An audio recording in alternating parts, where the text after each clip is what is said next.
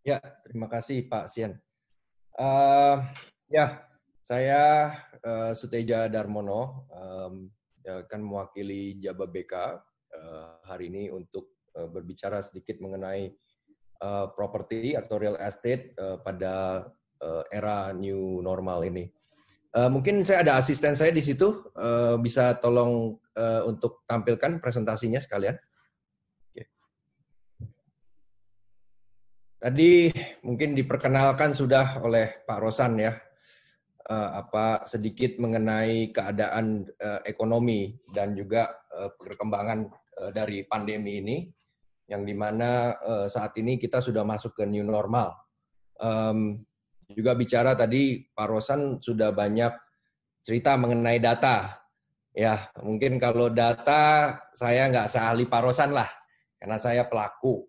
Jadi saya akan coba keluarkan data juga, tetapi mungkin terbatas, ya. Dan saya akan ceritakan juga mungkin lebih banyak mengenai strategi-strategi maupun perkembangan yang ada. Jadi bicara mengenai new normal daripada industri perdagangan maupun real estate di Indonesia, tentu ada kesempatan, challenges dan juga opportunities yang terjadi pada saat ini. Ya, khususnya masuk ke era new normal. Berikutnya.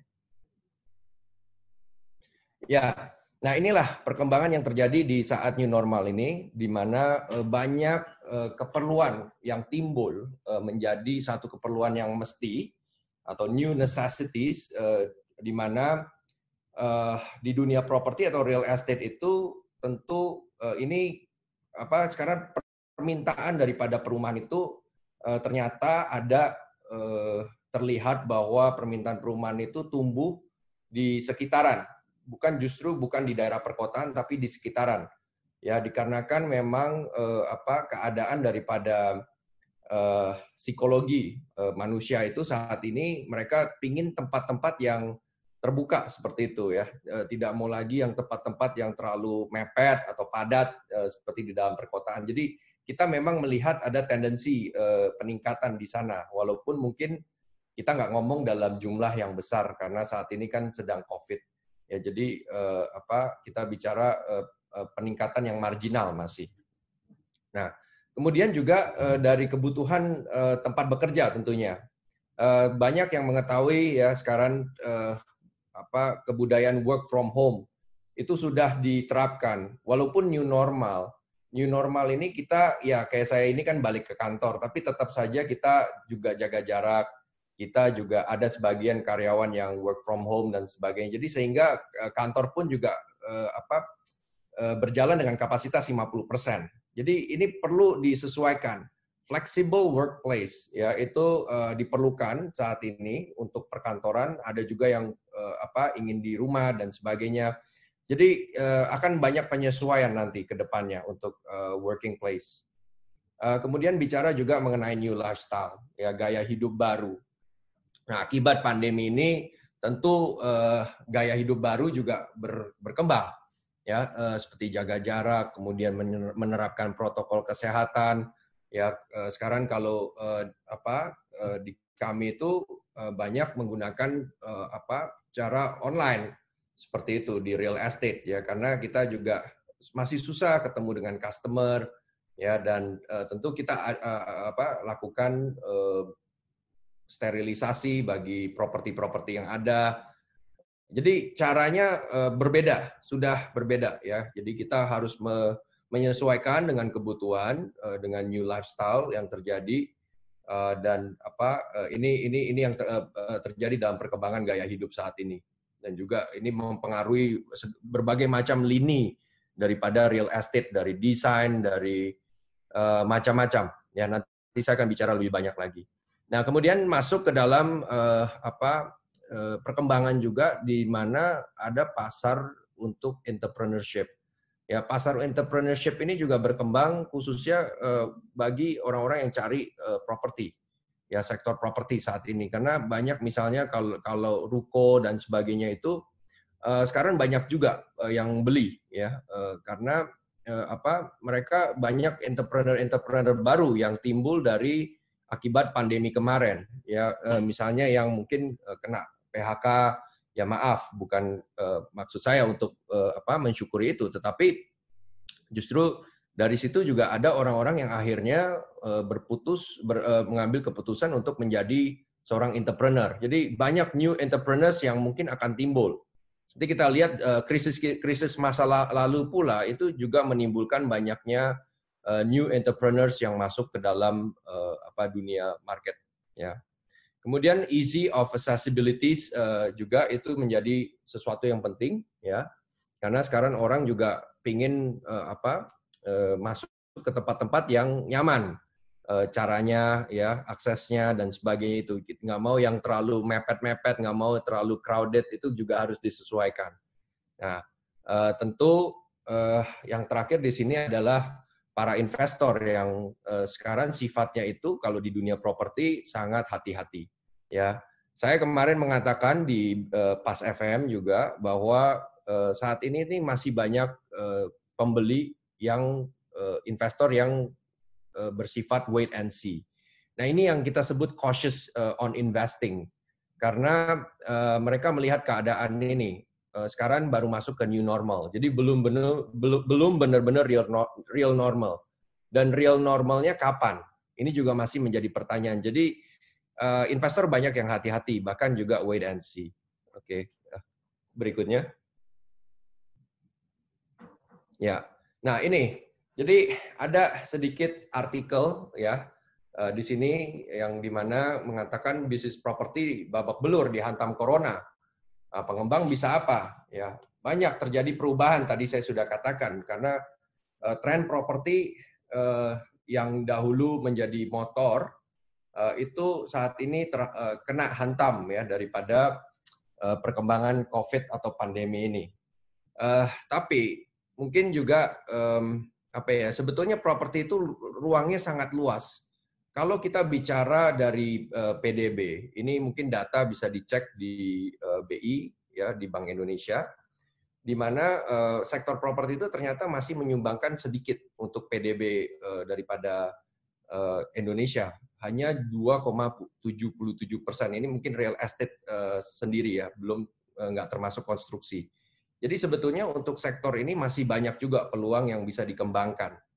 Walaupun tadi saya katakan kita juga berpengaruh kepada ekonomi secara total, ya, karena dari real estate itu sebetulnya downstreamnya banyak sekali, ya, ada industri konstruksi tadi, dan tadi juga Pak Roslan mengatakan bahwa kita kontribusi di perbankan untuk pinjaman itu juga tadi sangat besar, ya, jadi berarti artinya masih banyak proyek yang berjalan saat ini. Nah, ini tapi tetap kita harus melihat tren yang terjadi saat ini dikarenakan COVID ini. Jadi contoh daripada perkembangan yang terjadi saat ini, paling tidak saya ketahui daripada para pengembang besar ya, misalnya contohnya seperti kita maupun pengembang-pengembang lain. Saya juga quote dari CNBC itu mereka mengatakan bahwa pengembang besar banyak penjualan yang turun sekitar 30-40%. Ya, nah ini di bulan Mei kemarin terjadinya. Nah ini kita belum tahu, ya, masih bisa berkembang lagi bagaimana ke depannya perkembangan ini. Nah bahkan kalau di penjualan rumah murah atau MBR itu di kuartal kedua itu kemarin dikatakan bahwa sudah turun sampai 70%. Nah ini juga mengkhawatirkan ya. Jadi bagaimana keadaan ini masih berkembang terus. Nah tentu kita harus bisa membaca situasi pada saat ini, bagaimana perkembangan tren properti berikutnya. Tentu saja saya juga mengatakan banyak kepada banyak pihak bahwa saat ini memang bukan pasar untuk jualan properti sebetulnya, tapi justru pasar untuk membeli. Karena disinilah kesempatan di mana terjadinya koreksi harga.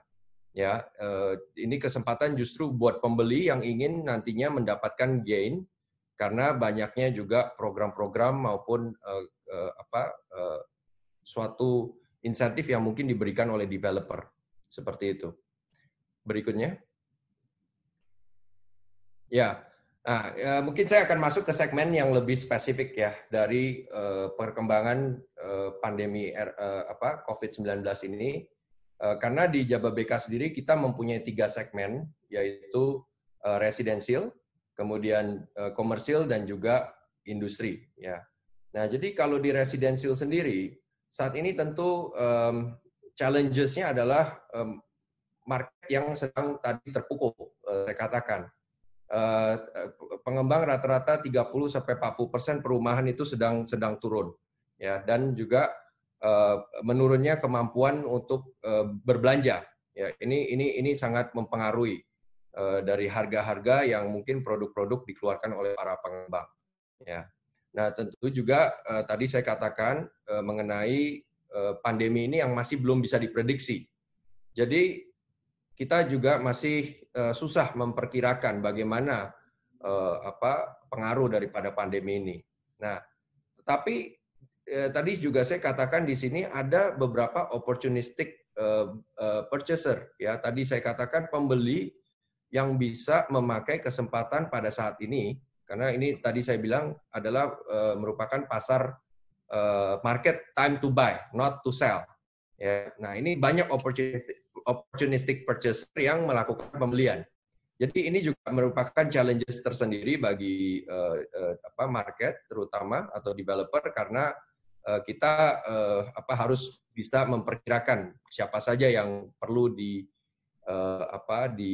ditangkap untuk melakukan transaksi seperti itu. Nah, kemudian bicara mengenai opportunities, tentu sekarang kita banyak melihat perkembangan work from home. Ya, tadi saya katakan work from home ini mungkin juga menjadi pasar untuk perumahan tersendiri karena banyaknya orang-orang yang sekarang mungkin malah justru ingin cari rumah, tapi cari rumah yang bisa untuk bekerja juga atau kerja dari rumah. Nah, tadi saya katakan rumah-rumah ini bisa saja terjadi ya kayak di kota Jababeka, di mana karena letak kami ini ada di pinggir kota atau di pinggir daripada kota Jakarta, banyak saat ini kita melihat tren perkembangan yang sedang terjadi saat ini untuk pembelian rumah. Nah, kemudian juga banyaknya end user saat ini. Ya, end user yang masih membeli rumah. Jadi kita mengidentifikasi pasar daripada properti ini saat ini bukan pasar investor justru, lebih banyak pasar end user. Ya, karena end user ini yang terus masih harus membeli rumah, terutama milenial. Milenial itu kita masih punya bonus demografi sampai 2030. Ya, berarti cerita daripada end user ini masih banyak sekali. Ya, kalau kita tahu backlog kita juga menurut Ray itu masih ada sekitar 13 sampai 14 juta backlog.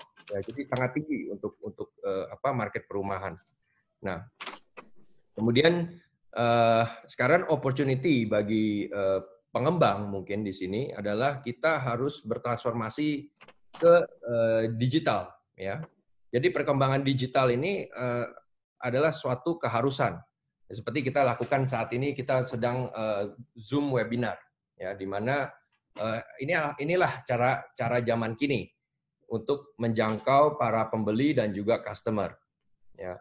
Dan tentu ya ini flexible working tadi saya sudah katakan untuk orang bekerja itu sekarang harus lebih fleksibel juga. Ya, ini menjadi opportunity yang mungkin bisa diidentifikasi di pasar perumahan. Oke, berikutnya. Ya, nah kita bicara masuk ke komersial, ya, pasar komersial. Atau mungkin banyak orang lebih mengenalnya seperti ruko, ya, pasar ruko itu adalah komersial. Tentu di sini yang sedikit challenging adalah pada saat kita menjual komersial itu umumnya banyakkan pasarnya adalah investor. Ya, nah investor ini justru saat ini sedang banyak melakukan wait and see tadi saya katakan. Ya, dan ini yang membuat penjualan ruko mungkin dalam kurun waktu saat ini mengalami penurunan. Nah, tetapi ada juga tadi yang saya katakan bahwa ada satu kesempatan pada saat COVID ini adanya timbulnya para pengusaha baru, ya. Kita kalau bicara industri kecil atau SMEs, ya tadi mungkin Pak Roslan juga menyinggung mengenai UMKM. Sekarang distribusi stimulus ini belum maksimal, cuman berapa tadi? Kecil sekali, 0, berapa persen. Ya, jadi kalau stimulus itu sudah berjalan lebih tepat ke UMKM dan sebagainya, mungkin banyak UMKM baru yang perlu tempat bisnis baru juga. Ya, ini juga mungkin kesempatan buat developer atau buat agent mungkin untuk membantu menjual ruko-ruko yang ada untuk para pengusaha baru ini. Ya. Dan sekarang ini juga sedang berkembang yang namanya online. Ya, jadi grocery shopping.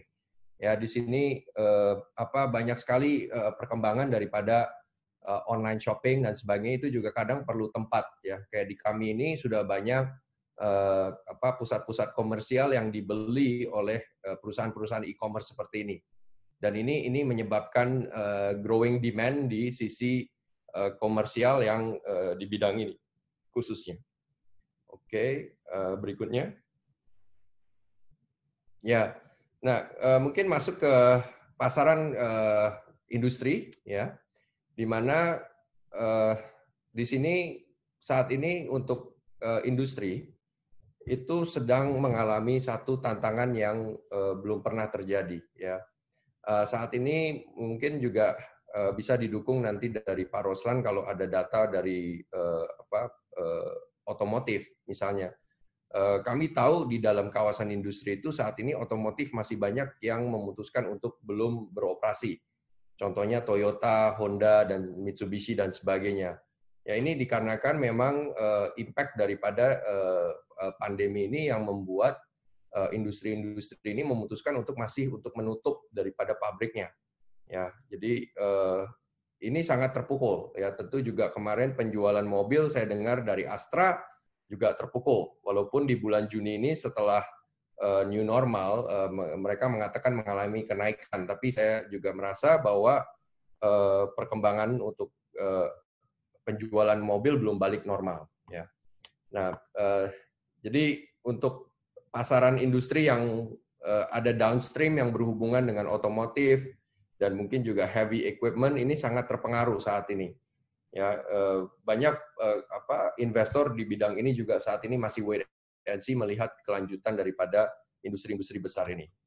Nah, tetapi kita melihat adanya satu opportunity di mungkin industri-industri yang relatif skalanya lebih kecil atau sekali lagi mungkin SMEs, ya, terutama yang berhubungan dengan farmasi saat ini, kesehatan. Itu kemarin banyak jualan APD, jualan alat-alat kesehatan dan sebagainya, itu banyak saat ini membeli gudang, ya, untuk menyetok barang-barang mereka, bahkan meningkatkan produksi mereka, sehingga ini juga membantu penjualan yang kita sebut di sini standard factory building-nya Jababeka. Ya, kita mengalami satu lonjakan di bidang ini, ya, karena masih banyaknya farmasi yang berkembang, kemudian FMCGs, ya, itu juga karena tadi juga mungkin banyak online juga, ya, masih banyak FMCGs yang menyiapkan barang-barang untuk groceries dan sebagainya, dan kemudian industri chemical, ya, ini juga banyak terpengaruh, mungkin chemicals yang berhubungan dengan industri kesehatan misalnya. Ya, sekarang banyak sekali yang membuat sanitizer, membuat apa-apa lagi, ya. Itu mengalami lonjakan dari sisi bisnis. Ya, jadi ini mungkin yang terjadi saat ini untuk kawasan industri. Berikutnya. Ya. Nah, mungkin satu data yang saya ingin share di sini yang menarik, ya, di mana saya mau bicara sedikit mengenai Jabodetabek. Jadi Jabodetabek itu menjadi sorotan properti di Indonesia sudah dari waktu yang lama. Kalau kita ingat sekitar 10 sampai 15 tahun yang lalu, daerah Jabodetabek, khususnya daerah barat daripada Jakarta itu mengalami lonjakan properti yang cukup baik ya, dan bahkan nggak cukup baik saja, sangat baik, dan disitulah menjadi pusat perkembangan real estate pada saat itu ya, mungkin daerah Serpong, daerah Tangerang, Karawaci dan sebagainya itu menjadi pusat perkembangan real estate pada saat itu. Nah, cuma sepertinya kalau melihat data daripada tren ini jadi kami mengalami satu penjualan ya di Timur Jakarta.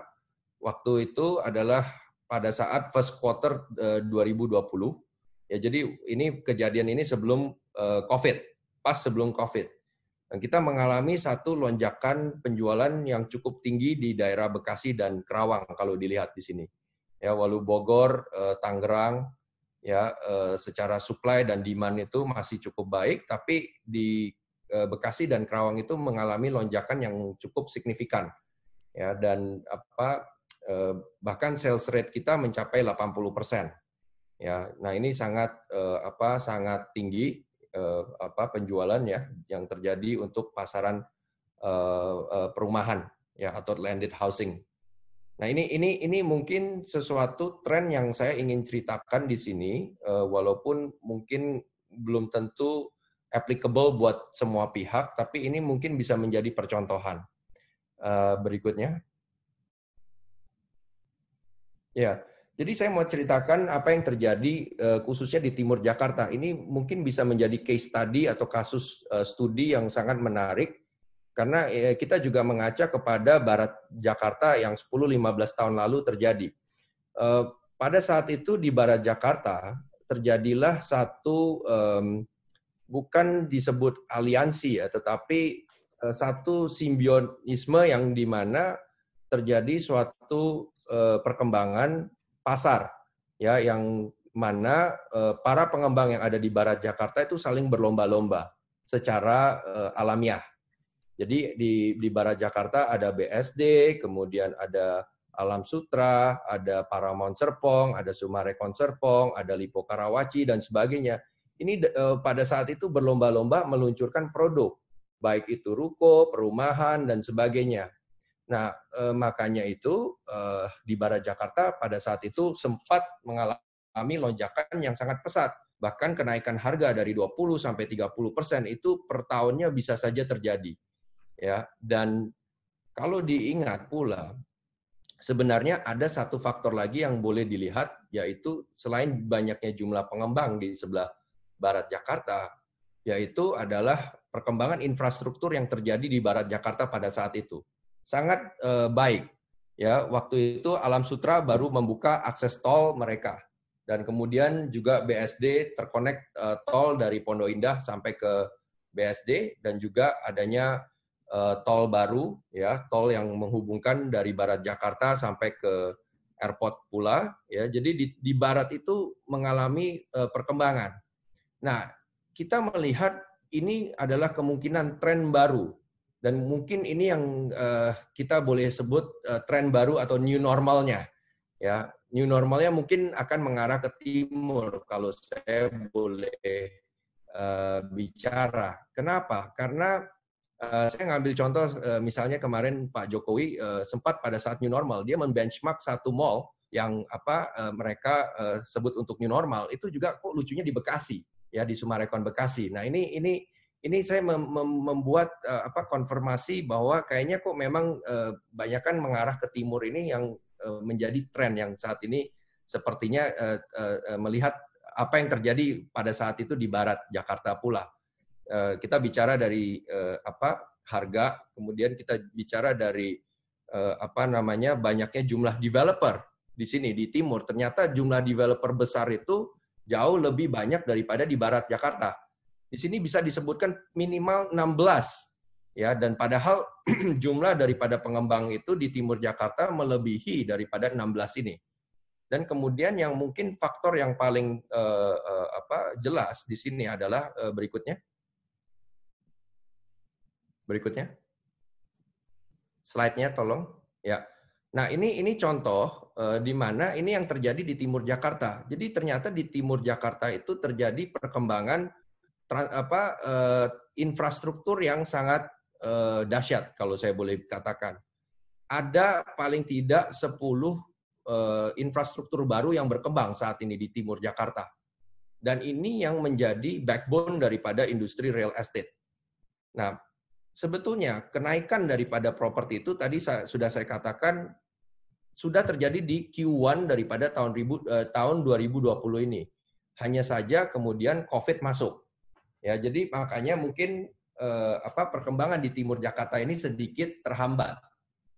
Tapi rencana daripada pemerintah untuk mengembangkan infrastruktur ke Timur Jakarta ini didukung dengan pengembang yang sebanyak itu. Tadi saya katakan di slide sebelumnya ada 16. Ini mungkin akan mendongkrak industri properti yang ada di Timur Jakarta.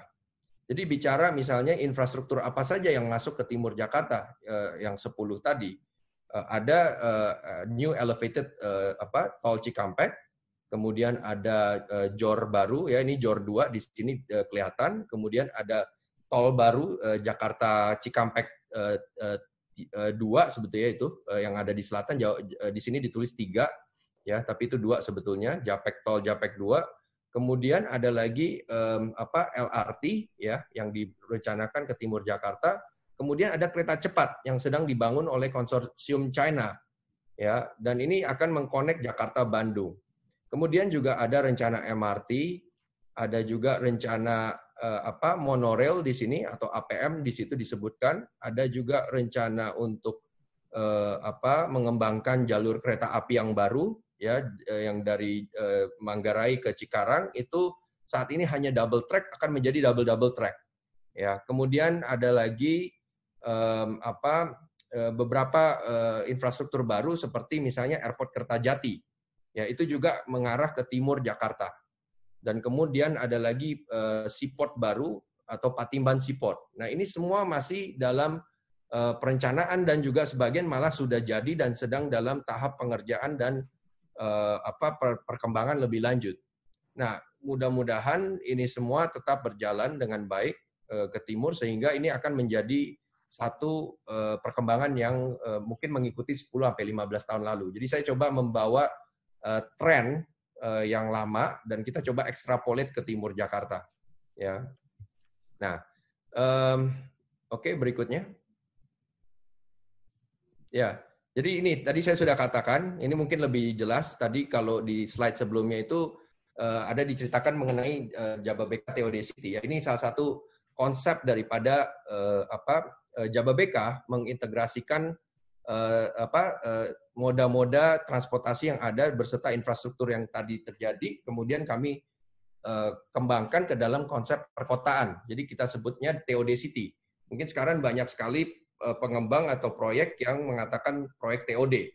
Nah, itu mungkin konsep mereka adalah lebih ke TOD proyek, ya, atau TOD properti itu tersendiri. Ya, misalnya apartemennya terkonek dengan transportasi atau apa. Nah, kalau kita ini mengkonek kota kita dengan transportasi, justru. Mungkin boleh balik sedikit, saya agak ulang sedikit. Ya, jadi tadi saya sudah katakan perkembangan banyaknya moda transportasi yang masuk kebetulan melalui area kami. Sehingga di sini kalau dilihat daripada slide ini, ada kereta api, stasiun kereta api yang akan terkonek dengan monorail, dan kemudian terkonek juga dengan jalur LRT yang ada di bawah, dan juga nanti akan ada jalur MRT yang akan rencananya dibangun oleh pemerintah untuk Barat Timur Jakarta.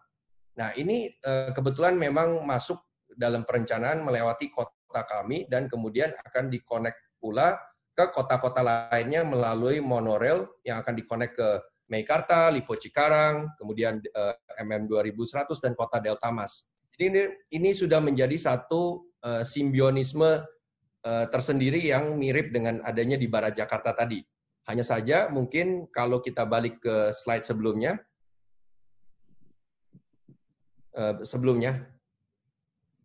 yang 16 pengembang ini, ternyata ini bisa diekstrapolate di mana perkembangan infrastruktur itu mengkonek dari barat Jakarta, dari timur Jakarta, kemudian all the way sampai Kerawang. Nah, ini merupakan satu konsep yang sedang saat ini kita propose dalam inisiasi Jakarta Eastern Corridor. Ya, sudah tergabung dari 16 ini ada 9 pengembang besar yang sudah tergabung. Jadi masih dalam proses ini. Ya, jadi ini yang akan kita bawa kepada PUPera dan juga Menteri ATR BPN dan juga perhubungan nantinya ke depan untuk kita mengintegrasikan secara master plan dan juga perencanaan untuk transportasi dan infrastrukturnya. Berikutnya, mungkin ke slide yang berikutnya. Ya, jadi ini beberapa tadi saya sudah ceritakan mengenai infrastruktur yang akan terjadi. Ya, jadi mungkin boleh dilewati berikutnya.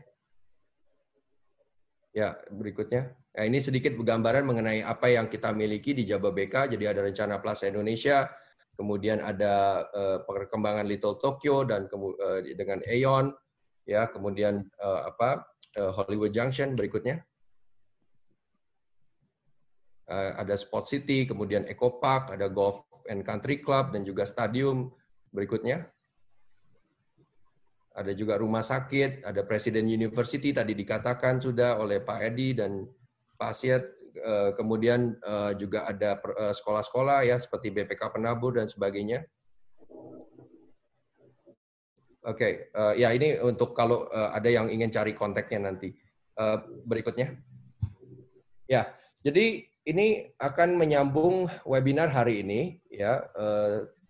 Nanti akan diadakan oleh Real Estate Indonesia minggu depan pada hari Kamis. Ya, kita akan bicara mengenai perkembangan di koridor timur Jakarta. Jadi agenda yang tadi saya katakan untuk melihat timur Jakarta menjadi satu acuan baru daripada perkembangan real estate di daerah Jabodetabek, ini akan dibawa ke forum yang lebih tinggi lagi.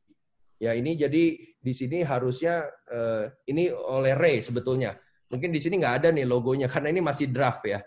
Tapi sebetulnya ini webinar yang diadakan langsung oleh Ray, bukan dari kami. Jadi itu ada dilihat Bapak Hari Gani sebagai Wakil Ketua Umum DPP Ray mengundang kami untuk mengundang kementerian dari ATR BPN dan juga kementerian dari PUPera dan juga para pengembang yang ada di timur Jakarta untuk kami bersama-sama mengadakan webinar mengenai timur Jakarta. Jadi mungkin itu yang saya ingin ceritakan untuk perkembangan real estate khususnya di sekitaran Jabodetabek dan timur Jakarta. Terima kasih. Baik, Pak Suteja, presentasi yang luar biasa. Mohon juga Pak Suteja tetap stay live di Zoom karena saya ingin kawasan tentunya yang lagi prioritas perkembangan. Nah, Pak Suteja, dari aspek protokol kesehatan untuk kawasan industri dan kemudian residensial dan kemudian komersil, apa yang harus dilakukan, Pak? Supaya nanti bisa seperti yang disampaikan oleh Pak Rosan, antara ekonomi dengan kesehatan itu dapat selaras dan kita dapat melewati, even itu menjadi ready untuk growth untuk di masa mendatang. Iya, jadi memang kalau protokol kesehatan kami terapkan ya semenjak PSBB kemarin. Kebetulan di Jababeka karena kita dulu dimulai dari kawasan industri, kita ini mendapatkan status objek vital negara, ya, yang dimana kalau misalnya dalam kejadian perang pula, kawasan industri kami dilindungi, ya. Nah, ini membuat satu status yang khususnya pada saat PSBB kemarin. Dikarenakan karena ini objek vital, karena banyaknya ekonomi yang bergantung kepada sebuah kawasan industri, itu membuat kami diperbolehkan untuk beroperasi, ya, walaupun tidak pada maksimum capacity. Ya, itu sudah dilakukan dan kita juga list down. Kemarin dalam namanya OMQ, jadi OMQ itu kita submit ke Kementerian Perindustrian untuk dicek siapa-siapa aja industri yang memang boleh beroperasi karena banyak industri yang sifatnya esensial. Dan itu sudah dan ternyata mungkin hampir sekitar 80% daripada tenan kami kebetulan itu merupakan industri esensi. Ya, jadinya kami harus tetap membuka. Ya, jadi pergerakan ekonomi yang terjadi pada saat kemarin pada saat PSBB itu cukup baik di sekitaran kawasan industri kami. Ya, dan ini juga ya tentu kalau untuk yang residensial maupun komersil ya PSBB yang ada di mana-mana diikuti, ya yang ada di Jakarta, mungkin di Kota Medan dan sebagainya itu semua diikuti protokolnya. Mal-mal di tempat kami juga tutup, tempat makan juga tutup dan sebagainya. Tetapi karena kita sekarang sudah masuk new normal, bahkan yang industri yang tadi saya katakan hanya 80% beroperasi, sekarang sudah beroperasi 100%. Walaupun mungkin di setiap perusahaan-perusahaan yang ada atau di pabrikan mereka, mungkin secara operasionalnya hanya 50% misalnya. Ya, seperti di kantor kami itu 50%. Nah, atau juga kita batasi lah ada jam shift-shiftnya dan sebagainya. Ya. Dan tentu kalau di residential dan komersil ini saat ini pada saat new normal ini sudah mulai balik masuk. Ya, restoran juga sudah boleh makan di tempat, ya dan sebagainya, tapi tetap dengan protokol kesehatan. Jadi jumlahnya dibatasin, ada distancing, dan juga orang harus pakai masker dan sebagainya. Ya, nah ini saya pikir bagus. Tapi mungkin juga bicara mengenai ekonomi, karena Pak Sian kan di sini mengungkit mengenai ekonomi, bagaimana kontribusi kepada ekonomi. Juga tadi Pak Roslan juga sudah mengatakan banyak ya. Nah ini yang mungkin perlu supaya industri ini ekonomi khususnya bisa segera balik ke keadaan normal. Ya sekarang tantangannya itu adalah ada juga ketakutan dari para pelaku industri, para orang-orang dan masyarakat dan sebagainya untuk kembali ke kebiasaan new normal pula. Ya, jadi masih banyak nih yang orang belum berani berkunjung ke mall misalnya. Masih banyak orang yang belum berani untuk belanja, pergi ke toko-toko dan sebagainya langsung. Nah, saya mungkin tadi dikatakan Pak Roslan, saya emas. Saya bukan emas sebetulnya. Saya sudah lumayan lama di dunia properti, hanya saja mungkin saya baru potong rambut nih, karena saya termasuk golongan yang berani. Ya, saya kemarin rambut saya lumayan panjang, saya mungkin kelihatan lebih tuaan. Ya, tapi karena baru potong rambut, ya udah jadi mungkin lebih kelihatan milenial lah. Nah, saya sudah masuk ke kantor bekerja itu sejak PSBB sebetulnya. Tadi saya katakan pada saat semua masih PSBB, saya sudah berkantor. Ya, sedangkan banyak orang masih work from home. Nah, ini membuat diri saya sendiri menjadi terbiasa dengan keadaan. Terbiasa dengan apa yang terjadi di luar sana. Saya sudah tidak terlalu takut ya melihat ramainya orang, melihat orang berkumpul dan sebagainya. Selama kita jaga jarak, selama kita pakai masker dan sebagainya, ini sangat membantu sekali. Ya, ada mengatakan bahwa dengan kita menggunakan masker itu sudah membantu 70-80% kemungkinan kita menghindari terinfeksi daripada coronavirus. Ya, belum lagi kalau pakai face mask, itu eye mask atau apa yang sekarang banyak orang pakai. Ya, nah apa yang saya mau katakan di sini adalah keberanian untuk kembali kepada ekonomi itu sendiri itu juga merupakan satu tantangan sendiri. Ya, di Amerika sekarang dikatakan ekonominya sedang dalam keadaan yang susah, di mana mereka coba mengstimulat, mengencourage orang-orang balik ke dalam ekonomi. Tetapi keadaan ini juga agak susah. Nah, sampai ada satu kata-kata di mana don't create a pandemic inside a pandemic. Ya, karena sekarang ini kita udah pandemi COVID nih, tapi jangan lagi pandemi ekonomi juga. Ini merupakan satu tantangan tersendiri yang saya pikir perlu kita sama-sama duduk dan kita juga perlu terus terapkan protokol kesehatan, protokol COVID, ya, karena juga banyak kali mungkin adalah balik lagi kepada confidence, Ya, confidence daripada kita semua bagaimana untuk kembali untuk mulai beraktivitas. Tadi membuka pabrik-pabrik otomotif yang ada, itu akan sangat membantu meningkatkan penjualan daripada otomotif. Itu akan sangat membantu. Ya, dan kalau di pasar properti ya kita juga sama-sama untuk terus berinovasi, ya. Mungkin dari sisi kami tadi saya sudah katakan kami coba membangun satu aliansi di Timur Jakarta. Karena kenapa? Kami sudah melihat adanya satu tren kemana sebetulnya kemarin kalau tidak kena COVID, pasar properti itu mengarah ke Timur Jakarta seperti tadi saya katakan. Ya, baca properti itu sebetulnya gampang. Lihatlah kemana arah infrastruktur itu bergerak. Ya, kalau di situ ada infrastruktur besar yang sedang dikerjakan, kebetulan di planning oleh pemerintah dari tahun 2020 sampai 2021, kemudian ke depan, itu semua udah ada planningnya paling nggak sampai 10 tahun ke depan tuh di Timur Jakarta masih ada ceritanya. Nah ini kan kita bisa bangun bersama, pelan-pelan. Kalau memang keadaan COVID ini, sebagian daripada pendanaan pemerintah yang disalurkan untuk kesehatan dan penanggulangan COVID, dan sedangkan dana infrastruktur terpengaruhi, nah kita harus lihat caranya bagaimana. Kita harus duduk bersama. Makanya tadi juga saya katakan kita sama-sama dengan Real Estate Indonesia, para pengembang di Timur Jakarta coba duduk bersama.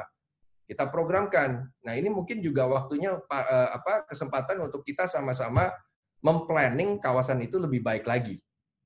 Ya, karena sekarang di Timur Jakarta itu dirasakan bahwa malah mungkin banyak yang belum tahu, oh ternyata planningnya sudah sedemikian rupa ya, sampai tadi saya ceritakan mungkin. Ya, dan juga ternyata jumlah daripada pengembangnya, oh banyak sekali, sampai 16 bahkan, itu semua skala besar-besar loh. Ya, jadi nggak kalah, justru lebih besar daripada di Barat Jakarta. Nah ini mungkin tren-tren seperti ini kita harus identifikasi bagaimana untuk kalau sudah keadaan COVID-19 itu baik, kita siap untuk langsung melakukan loncatan. Ya, jadi saya sepakat dengan Pak Roslan, ini masih susah diprediksi. Keadaan ke depan ini sampai kapan diketemukan vaksin dan sebagainya. Mungkin tidak akan pernah diketemukan vaksin. Jadi apa yang harus kita lakukan? Kita harus berani hidup berdampingan dengan virus ini. Dan sambil menjalankan aktivitas yang ada. Ini saya pikir mungkin masukan saja untuk bagaimana kita sama-sama menggairahkan ekonomi. Oke. Pak Suteja, ini menarik sekali. Artinya kawasan timur ini juga menjadi sebuah potensi yang sangat bagus ya, karena infrastruktur yang ada 10 yang tadi disampaikan oleh Pak Suteja. Nah, Pak Suteja, jikalau ini kalau vaksin itu masih on proses lah, belum diketemukan secara fix dan belum bisa digunakan secara massal untuk melindungi kita dari kesehatan untuk menghadapi COVID. Tentunya industri itu kan jalan ada sedikit cost yang tinggi karena tidak bisa kumpul terlalu banyak, dan kemudian ada physical distancing, makan, kantin, dan sebagainya, juga ada protokol kesehatan. Pertanyaannya bagaimana untuk bisa menyikapi dari kenaikan biaya ini? Apakah perusahaan itu sudah harus masuk ke digitalization itu dipercepat, dan kemudian ya 1-2 tahun belakangan kan pemerintah melalui Menteri Industri dan Perdagangan kan ada cerita industri 4.0, dan itu kaitannya bagaimana, Pak Suteja? Boleh saya klarifikasi Pak Sien pertanyaannya. Apakah Bapak menanyakan mungkin kaitannya dengan industri 4.0 kali ya Pak? Yes, setuju sekali. Apakah COVID ini mempercepat kita supaya nanti 4.0? Ya, ini tentu ya, kalau bicara industri 4.0 itu kan sebetulnya adalah IoT, Big Data, 3D Printing, kemudian AI, ya Artificial Intelligence, Augmented Reality, dan sebagainya. Itulah industri 4.0. Tapi bagaimana semua ini disatukan jadi satu? Nah ini tentu dengan COVID-19 ini banyak sekali industri yang akan terpengaruhi dan bahkan mungkin dipercepat kalau dari sisi perkembangan industri 4.0-nya. Kita ambil contoh industri properti lah Pak. Ya, yes.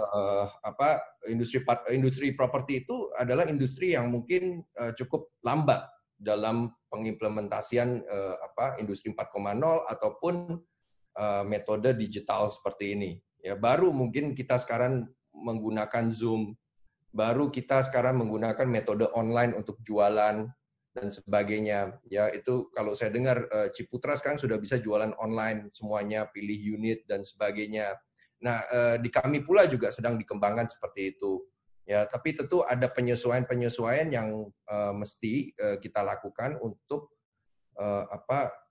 bisa mengakomodir seperti itu. Dan saya pikir ongkosnya nggak terlalu banyak pasien. Ya, hanya memang itu sebetulnya sudah kita budgetkan sebelumnya, hanya mungkin dipercepat sekarang.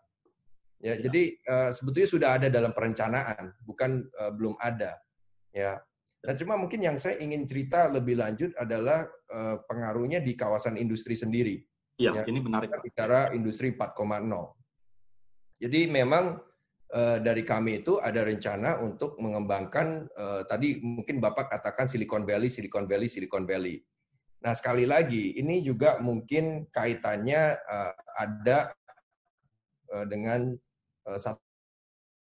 satu proyeksi ke depan, ya.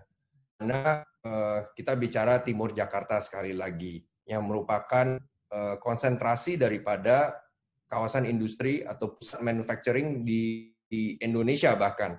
Ya, karena sekarang banyak sekali, hampir 60% ekspor impor Tanjung Priok aja itu datang dari koridor Timur Jakarta, otomotif dan sebagainya ya, karena banyak yang kawasan industri yang ada di Timur Jakarta. Tadi yang 15-16 pengembang saya ucapkan itu bukan kawasan industri loh, Pak. Itu perumahan dan komersial atau kota. Ya, tapi juga ditambah lagi ada industri. Jadi pasar di Timur Jakarta itu besar sekali, Pak. Ekonominya sangat dahsyat. Ya, jadi kalau saya mengutip mungkin kata-kata Pak Mokhtar, di Timur Jakarta itu bisa menjadi kota Shenzhen tersendiri. Kayak di Shenzhen sana, ya itu kota baru yang benar-benar di samping Hong Kong. Jadi ini juga di samping Jakarta gitu ya. Bekasi, Cikarang, Kerawang atau orang kenalnya Bekapur begitu. Ini sekarang masih basisnya 3.0 dan sebetulnya perlu di-upgrade ke 4.0. Dan sebetulnya kalau mau di-upgrade ke 4.0 pun nggak susah. Karena tadi infrastruktur yang saya katakan sudah ada dan sudah dalam planning dan juga mungkin bicara SDM sebagai sumber yang penting ya untuk 4.0 ini SDM. Keberadaan Timur Jakarta, keberadaan kota-kota tersebut itu berada di antara Jakarta dan Bandung. Yang merupakan kalau bicara Bandung itu merupakan kota kreatif, kota yang menimbulkan banyak ekonomi digital justru. Tapi sana adalah talent pool, bukan market. Market itu ada di Jakarta. Jadi tetap harus balik ke Jakarta. Ya, saya mengambil satu benchmarking, mungkin Palo Alto yang ada di Silicon Valley benar-benar. Ya, Palo Alto itu adalah kota yang ada di dekat San Francisco, ya? Di California, atau orang kenalnya the Bay Area. Ya. Yes. Nah itu Palo Alto itu persis lokasinya mirip dengan kami, yang ada di antara San Francisco dan ada satu kota lagi. Ya, jadi ini bisa terjadi satu komunitas mengembangkan industri 4.0 seperti yang ada di Silicon Valley. Di sana ada universitas-universitas terkenal. Misalnya Stanford, kemudian UC Berkeley, Caltech dan sebagainya. Nah, tapi mereka perlu yang ibaratnya namanya gerbongnya. Nah, gerbongnya ini kan adanya adalah industri 3.0 tadi yang saya ceritakan. Ya, banyak orang ingin mengembangkan 4.0 tapi nggak punya gerbong. Akhirnya apa yang terjadi? Yang terjadi mereka hanya mengembangkan apps-nya doang. Tapi nggak ada isinya, nggak ada kontennya. Nah, kontennya ini adalah gerbong, yaitu 3.0. 3.0-nya itu ada di kami. Manufacturing industries dan sebagainya itu. Jadi ini kalau dipadukan konsep ini, terutama pada saat COVID ini, perkembangan 4.0 ini sangat pesat, kita bisa membuat satu konsep Silicon Valley yang sangat menarik. Nah, ini sedang kami godok juga, mungkin untuk pembahasan berikutnya. Mungkin seperti itu, Pak Pasien. Ya, makasih Pak Suteja. Kalau di Silicon Valley di sana kan ada Adobe System, Apple, Cisco, eBay, Google, dan HP ya, banyak sekali ya, high-tech semua berkumpul di California.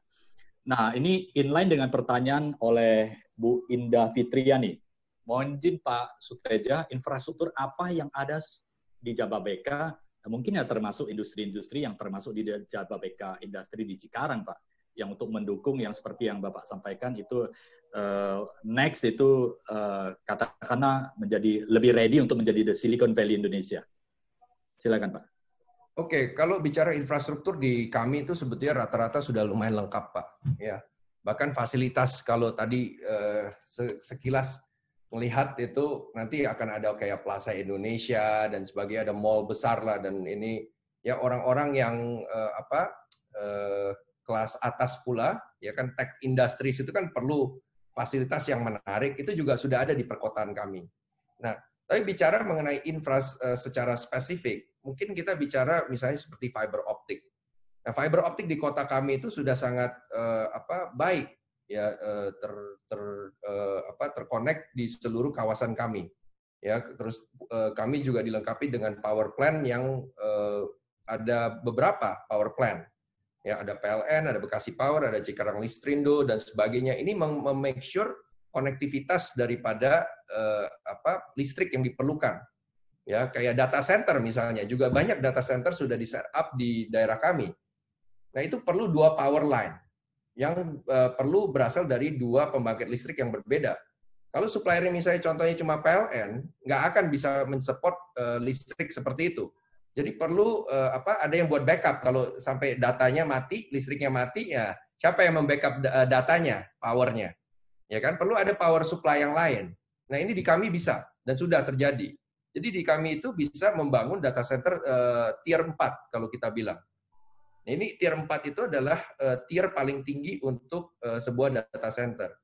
Ya, dan kemudian mungkin yang saya mau tekankan lagi adalah infrastruktur yang nanti ke depan berbicara basis transportasi.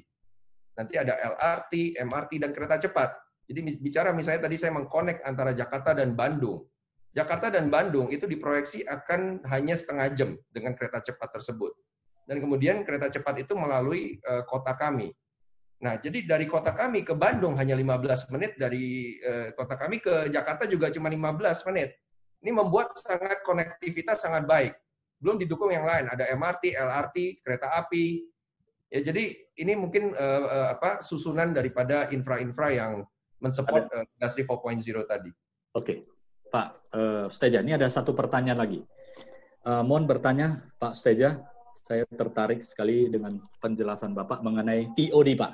Apakah di kawasan Bapak sudah ada klaster atau hunian yang dekat dengan akses TOD, Pak? Sudah. Jadi kami ini kan punya 2 stasiun kereta, Pak. Ya, tapi memang yang sebetulnya TOD yang untuk kereta api ini kita sedang buat. Tetapi kami sudah membuat satu TOD center di tengah kota Jababeka atau di tengah-tengah Jababeka Residence. Kita punya satu produk yang namanya Monroe Tower atau apartment. Nah, itu di bawahnya itu sudah dibuat satu bus terminal yang terkonek, yang di mana di situ ada shuttle dan juga feeder bus, shuttle yang bisa langsung membawa kepada kereta api tadi, stasiun kereta api Cikarang, ya, dan juga ada feeder yang langsung Jakarta Cikarang, Cikarang Bandung. Jadi ini sudah intermoda tersendiri untuk yang existing ya, intermoda tersendiri yang TOD. Ya, tapi nanti ke depan ini akan lebih berkembang lagi karena akan ada monorail. Ini sedang dalam perencanaan yang akan dikerjakan oleh JICA, ya, Jepang, yang akan mengkonek seluruh kota-kota yang ada di sekitaran kami dengan Lipo Cikarang, kemudian Delta Mas dan MM 2100. Ya, nah ini juga akan mengkonek langsung ke kereta api. Ya, nanti juga LRT dan MRT. Jadi akan menjadi moda TOD satu kota. Nah, jadi ini yang sedang kita siapkan saat ini. Luar biasa, Pak.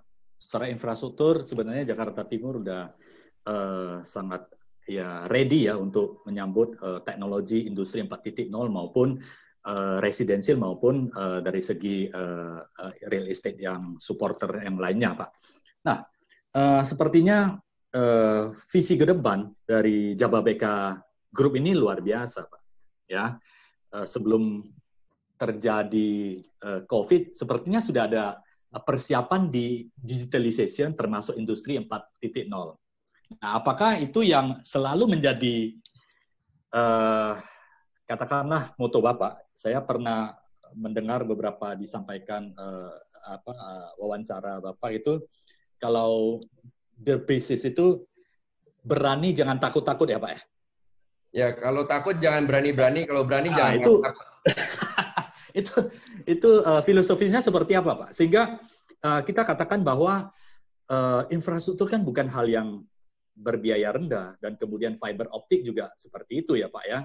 Dan kemudian itu resiko-resiko di cost kan sangat besar sekali sebelum kita bisa mendapatkan return dari investment kita. Itu prinsip ini bagaimana Pak? Apakah kita harus berani Pak? Selalu berani atau bagaimana Pak? Ini kayak trick question ya Pak ya? Ya, ini kita kepengen belajar Pak. Ini keberanian, tetapi hasilnya nampak Pak. Ya, kami ngambil pengalaman kami saja. Ya, tentu kami nggak ada satu ilmu untuk semua bidang tuh nggak ada. Tentu kita membagi-bagi dan melihat kasus secara spesifik. Ya, dulu pada saat kami pertama kali menciptakan kawasan industri kami di awal-awal itu secara infrastruktur di daerah Cikarang sangat minim, tidak disupport atau bukan tidak disupport, belum ada support daripada infrastruktur dari pemerintah, sehingga kami harus memberanikan diri untuk masuk dan membangun infrastruktur tersebut. Contohnya tadi power plant seperti Cikarang Listrindo. Pertama kali waktu kami bangun Cikarang Listrindo, saat itu belum ada PLN yang masuk. Jadi kami yang harus berinvestasi dan kami harus berbicara juga dengan pemerintah supaya mendapatkan perizinannya. Dan tetapi kami juga pada saat berinvestasi itu juga bukan dengan tidak ada perhitungan. Kami lakukan satu mapping di mana menghitung kebutuhan daripada listrik tersebut, menghitung jumlah berapa banyak industri yang akan masuk. Sehingga ada perhitungan yang jelas dari mana kita membangun infrastruktur itu, dan kemudian sudah ada rencana untuk siapa yang akan off-taker-nya atau yang mengambil daripada sisi servisnya. Nah, itu terjadi ya. Beberapa contoh lagi perkembangan infrastruktur yang terjadi, kita juga banyak bekerja sama dengan pemerintah dalam mendapatkan dukungan dari mereka ya. Contohnya tadi untuk monorail ini kan juga akan disponsori oleh Jepang yang nanti juga akan melihat daripada demand daripada sekitaran penumpangnya, jumlah penumpang. Bayangkan sekarang ke Jababeka aja satu hari itu sudah ada traffic hampir 600.000 orang sampai 700.000 orang. Sorry, traffic ini kalau bicara pada saat sebelum COVID ya. Itu sudah menunjukkan besarnya jumlah calon penumpang yang ada. Nah, apakah kalau kita bangunkan MRT, kita bangunkan LRT, kita bangunkan monorail, jumlah tersebut apakah mencukupi? Nah, hal-hal seperti ini kita perlu lakukan. Ya, jadi nggak ada satu ilmu yang langsung bisa meng-cater semua, tapi kita harus memilah-milah berdasarkan kasus demi kasus. Mungkin seperti itu. Baik, artinya berani tetapi ada pertimbangan dan perhitungan yang matang juga ya Pak ya, bukan asal berani aja ya. Nah, ini pertanyaan terakhir sekaligus nanti closing, nanti saya akan kembalikan ke Pak Edi Sanjaya sebagai host atau pemiliknya acara talkshow Era Ascot ini. Nah Pak, apartemen Monroe itu luasnya terkecil berapa dan harga unitnya berapa ya? Mungkin ini ada yang sudah melihat di sana dan kepengen lebih dalam lagi. Bapak boleh memberikan jawaban atau mungkin Bapak bisa memberikan informasi ke tim Pak Suteja untuk memberikan jawaban juga. Nah, sekaligus nanti dilanjutkan ke kesimpulan dan closing Pak. Untuk menghadapi new normal ini, saran-saran maupun supaya para pebisnis di seluruh Indonesia, khususnya di real estate, properti, industri, residensial dan komersil ini dapat melalui pandemik ini dengan baik dan seperti yang Bapak sampaikan, ready untuk kita lebih maju lagi dan melompat lebih jauh lagi ke depannya. Silakan Pak. Saran-saran ya Pak ya? Ya, saran. Dan yang pertama tadi Monroe ya, yang Monroe sedikit. Okay. Ya. Sebelum ke saran-saran, Pak. Ya, oke. Saya tadinya nggak mau hard sell Pak di sini, Pak. Ya. Ya, Nah, jadi ini kebetulan gini, ada yang tanya nih, Pak. ya karena tanya ya, jadi apartemen kami itu di Monroe Tower kalau tidak salah harga sekitar 300 jutaan, ya, dan ukurannya itu ada yang dari one bedroom, kemudian ada yang two bedroom juga. Nah, ini sekarang lagi ada program menarik DP 5% itu bisa langsung huni. Ya, jadi sangat menarik tuh. Hanya down payment 5% and then the remaining can be paid by installment atau kalau disewakan kan bisa dapat uang sewanya untuk membayar installment langsung. Nah, itu sudah berjalan. Mungkin detailnya bisa langsung ke tim saya aja. Tadi kan ada nomor ininya, Yes. kontaknya. Oke. Pak, saran Pak, kesimpulan untuk supaya pebisnis lebih ready untuk menghadapi new normal dan kita akan melompat lebih tinggi lagi, Pak. Ekonomi akan lebih maju dan kita siap untuk sesuai dengan prediksi dari IMF, JP Morgan, kita akan menjadi the big five ekonomi 2045. Ya. Silakan, Pak. Last. Ya, jadi ada pepatah mengatakan fortune favor the bold, ya. Keberuntungan itu memihak siapa yang berani. Nah, memang kadang justru pada saat kayak seperti COVID ini, kita ini tiap hari didoktrin, ditakut-takuti, ya oleh satu ya bukan propaganda ya, karena memang ketakutan sih saat ini mengenai COVID ini yang ibaratnya orang masih paranoid seperti itu. Nah, ini terjadi tiap hari kita didoktrin seperti ini. Nah, ini menimbulkan ketakutan. Tapi justru pada saat ketakutan seperti ini, banyak orang yang sedang menahan. Nah, itulah kesempatan di mana kalau kita masuk duluan, kita bisa mengambil kesempatan tersebut. Itulah yang nanti akan mengambil kesempatan tersebut. Ya, kita nggak usah cerita terlalu banyak. Itu kejadian seperti itu dari sejak tahun 98. Itu banyak sekali orang OKB baru ya, orang kaya baru yang timbul dan bahkan sekarang menjadi orang kaya yang dahsyat sekali. Karena bisa membaca kesempatan pada tahun 98 pada saat krisis, pada saat semua orang takut nggak berani berjalan, mereka masuk justru. Ya. Tapi tentu tadi saya juga sudah katakan prinsip keberanian itu juga harus diikuti dengan perhitungan. Ya. Tapi itu benar. Fortune favors the bold. Ya, itu sudah saya alami berkali-kali ya dalam masa kehidupan saya. Jadi dengan kita lebih memberanikan diri, kadang ada faktor keberuntungan juga yang mengikuti. Nah, ini boleh diartikan mau secara rohani, mau apa, itu terjadi dengan sendirinya kalau kita melakukan sesuatu yang baik dan benar. Ya. Yes. Jadi ini yang mungkin saya mau encourage saatnya kita sudah masuk new normal, saatnya kita juga mulai berani untuk kembali. Ya, jangan terlalu takut pula. Ya, tentu tetap terapkan protokol kesehatan, kita jalani anjuran pemerintah dan kita jalani sebaik mungkin. Ya, tapi juga jangan ketakutan dan jangan paranoid. Baik, Pak Suteja, presentasi dan informasi maupun inspirasi yang luar biasa. Semoga presentasi, informasi, dan inspirasi dari Pak Suteja dan Pak Rosan bersama kita semuanya itu dapat kita ambil sebuah kesimpulan dan hikmah. Mari kita ready untuk menghadapi COVID dan new normal ini, dan kita ready untuk berkembang lebih maju lagi ke depannya. Terima kasih Pak Suteja. Saya kembalikan ke Pak Edi Sanjaya untuk sebagai host atau pemiliknya. Jadi saya udah boleh permisi nih Pak ya? Ya, oke. Silakan ya, Pak. Terima kasih Pak Edi, Pak Sian, semuanya. Terima kasih Pak Suteja. Thank you. Ya, terima kasih. Pak Edi? Pak Edi masih mute, Pak.